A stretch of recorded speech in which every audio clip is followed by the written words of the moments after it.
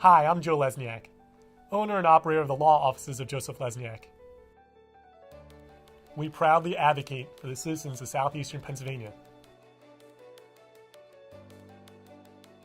If you've been accused of driving under the influence or a drug-related charge, it's important you contact an attorney immediately. And here's why. Number one, you have constitutional rights that need to be protected. Two, there are collateral issues that most people don't think about, including professional licensure, education, and family issues. And three, and most importantly, there are ways you can mitigate the damage prior to even going into a courtroom. And so it's important to get those out in the open immediately. As a DUI lawyer, I understand that driving under the influence spans socioeconomic statuses as well as educational statuses. I've represented many individuals accused of driving under the influence, and all of us have been there on a Friday night, out with friends at the bar down the street. You're figuring you didn't have too many drinks, maybe a beer or a wine, and you only live a couple blocks away, so you're thinking, I can get home, no problem. And you get into your car and behind the wheel, and you start driving off, and you miss that stoplight, you go a little too fast, or you get into an accident. And then all of a sudden in the rearview mirror, you see those red lights and that siren, and you think, oh my God, my life is over. Your life is not over. There is life beyond the driving under the influence charge, I promise you. It's important at that moment to be calm and to provide the police officer with whatever he or she asks for. Your license, your registration, your proof of insurance. Comply with any requests that he has regarding sobriety tests or taking a blood test. And then once you get out of that situation, once you're released, contact my office. It's important you contact my office sooner rather than later. Don't wait for that summons in the mail. Don't wait until the day before your court date. There are things that need to be dealt with immediately. And not just from the legal situation. There's also professional licensure issues if you are an accountant, a doctor, any other type of profession that has a license, and also family issues. And how do you deal with those? License suspension is something that's collateral to the actual criminal justice system and deals with the Department of Transportation.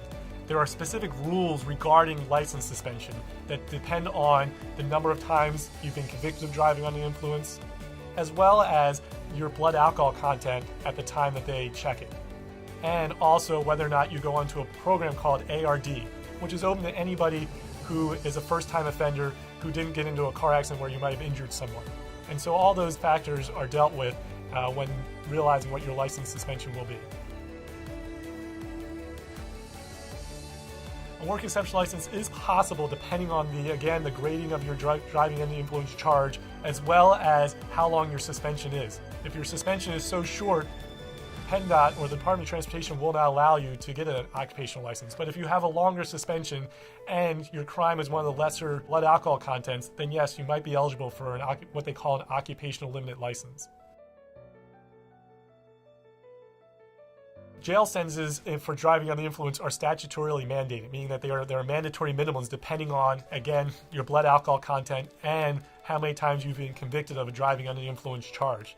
It's important to understand that if you have a prior DUI and it was dismissed through what they call the ARD program, that could count against you as a first-time DUI and could go to a possible mandatory minimum of anything from 48 hours to 90 days in jail. There are fines and costs associated with driving influence that are, again, statutory mandated. So there are assessments for drug and alcohol evaluation, as well as community service, as well as ARD. ARD, again, being that first-time offender program, and they are statutorily mandated, meaning that there is no wiggle room.